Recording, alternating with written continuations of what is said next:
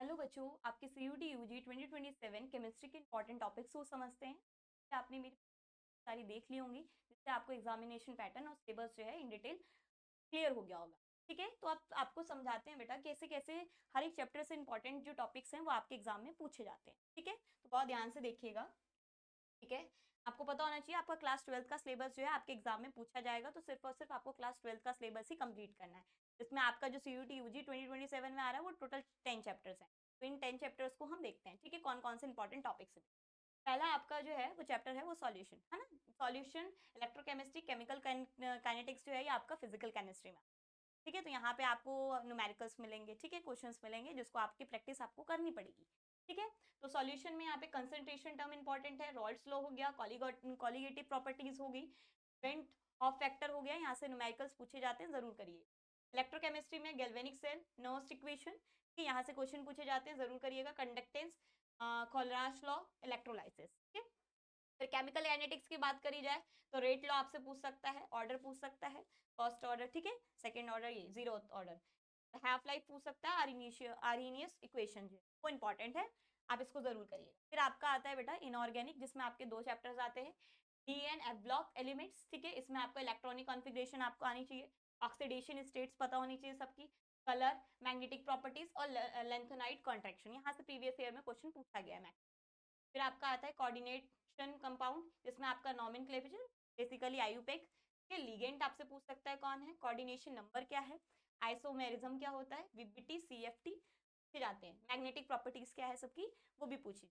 ठीक है, आपका आपका बेटा स्टार्ट होता है फिर ऑर्गेनिक, जिसमें आपका हेलो एल्केन्स आता है, हेलो एरीन्स आता है। इसके लिए मैं आपको कंसिडर बोलूंगी कि आप जो क्लास 11th की बेसिक ऑर्गेनिक है केमिस्ट्री उसको जरूर पढ़िएगा, general organic chemistry, so that आपकी ऑर्गेनिक जो है और भी ज़्यादा स्ट्रॉन्ग हो सके जब आप क्लास 12th की ऑर्गेनिक करें। ठीक है, तो यहाँ से आपका SN1 SN2 फिक्स है, यहाँ से क्वेश्चन जरूर पूछता है स्टेरिक हाइड्रेशन से रिलेटेड। ठीक है, एलिमिनेशन रिएक्शन, इंपॉर्टेंट रिएक्शन, जितनी भी नेम रिएक्शंस हैं पूरे ऑर्गेनिक में वो सारी की सारी इंपॉर्टेंट है, कोई ऐसी नहीं है जो एक इंपॉर्टेंट हो, सारी इंपॉर्टेंट है, क्योंकि वो मिक्स करके कोई सा भी आपसे नेम रिएक्शन पूछ सकता है। ठीक है एग्जामिनर। फिर आपका आता है अल्कोहल, फिनॉल, ईथर, जिसमें आपको एसिडिटी के क्वेश्चंस देखने को मिलेंगे। प्रिपरेशन याद रखिएगा, इंपॉर्टेंट रिएक्शन जितनी भी है ये सारी इंपॉर्टेंट है यहाँ पे, इसलिए मैंने कोई स्पेसिफिक रिएक्शन नहीं लिखी है। फिर आपका कन्वर्जन। ठीक है, फिर aldehyde, ketone and carboxylic acid हो गया, जिसमें आपसे पूछ सकता है न्यूक्लियोफिलिक एडिशन।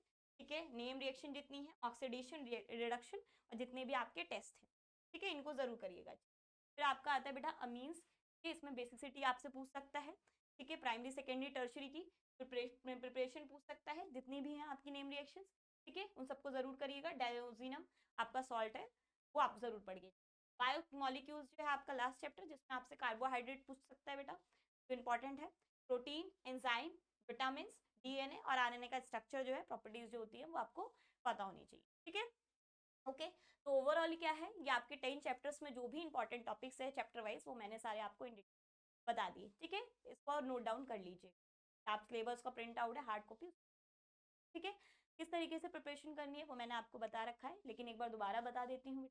हमेशा आप जो भी चैप्टर पढ़े, ठीक है, उसके चैप्टर के जितने भी कंसेप्ट है उसको बहुत ज़्यादा स्ट्रॉन्ग करिए। ठीक है, अच्छे से उसको स्ट्रॉन्ग करिए। फिर देन उससे रिलेटेड जितने भी MCQ को करिए। MCQ के करने के बाद आप क्या करेंगे, PYQs पे जाएंगे, जो 2022 थे आपके 2026 से जितने भी आपके PYQs होंगे केमिस्ट्री के, वो सभी को करेंगे, तो दैट आपको पता चलेगा कि एग्जाम में किस तरीके के क्वेश्चन जो है आपसे पूछे जाते हैं और किस टाइप के क्वेश्चन पूछे। ठीक है, किस टाइप के क्वेश्चन पूछे जाते हैं वो भी मैंने आपको बता रखा प्रीवियस। ठीक है, तो उसके बाद क्या करेंगे, आप मॉक टेस्ट देंगे चैप्टर वाइज, जो भी चैप्टर आपने करा, लेट सपोज आपने सॉल्यूशन करा तो सॉल्यूशन का मॉक टेस्ट देंगे। फिर इन सबको करने के बाद आप क्या करेंगे, आपको मिस्टेक्स होंगी आपसे, उन मिस्टेक्स को एक नोटबुक में लिखना है, जिसको आप बोलेंगे एरर नोटबुक। ठीक है, उससे क्या होगा मैम, उससे ये होगा जब आप रिविजन करेंगे तो मैक्सिमम टाइम आप क्या करते हैं, उन्हीं गलतियों को दोहराते हैं जो गलतियां आपने मॉक टेस्ट, PYQs, MCQs में करी, कॉन्सेप्ट में करी। ठीक है, तो आप क्या करेंगे, उसको मल्टीपल टाइम रिविजन करेंगे, उससे क्या होगा, आप एग्जाम में जो आपकी गलती करने के चांसेस है वो बहुत ज्यादा कम हो जाएंगे। और मल्टीपल टाइम रिवीजन करिए as much as possible. Exam से पहले 10 से 15 बार रिवीजन करके जाइएगा, रिवीजन ही आपकी एक्यूरेसी बनाएगा। ठीक है, उसी से आप क्वेश्चन जो है वो फास्ट फास्ट दे पाएंगे। ठीक है, विद इन 1 मिनट आप आंसर दे पाएंगे। ठीक है, क्योंकि बेटा आपको 60 मिनट्स मिलेंगे और 50 क्वेश्चन मिलेंगे, तो एक्यूरेसी आपकी वहीं से आएगी। ठीक है, ओके, अब मैम प्रिपरेशन कहाँ से करें? प्रिपरेशन करने के लिए आप प्ले स्टोर से जाइए बेटा, हमारे बेसिक शिक्षा ऐप को डाउनलोड करिए, वहाँ से वरदान बैच को ज्वाइन करिए। हमारे केमिस्ट्री के स्पेशलिस्ट आपको केमिस्ट्री पढ़ाएंगे, फिजिकल, ऑर्गेनिक, इनऑर्गेनिक, ठीक है। आपको कंसेप्ट बेस्ड जो है केमिस्ट्री पढ़ाई जाएगी, उसके साथ साथ आपको प्रैक्टिस शीट और टेस्ट सीरीज जो है वो कराए जाएंगे, उससे क्वेश्चन सारे के सारे लाइव ही होंगे, ठीक है। जिस तरीके से आपके एग्जाम में पूछे जाते हैं प्रैक्टिस शीट के क्वेश्चंस और टेस्ट सीरीज के क्वेश्चंस, इस तरीके से क्वेश्चंस आपको कराए जाएंगे, ठीक है।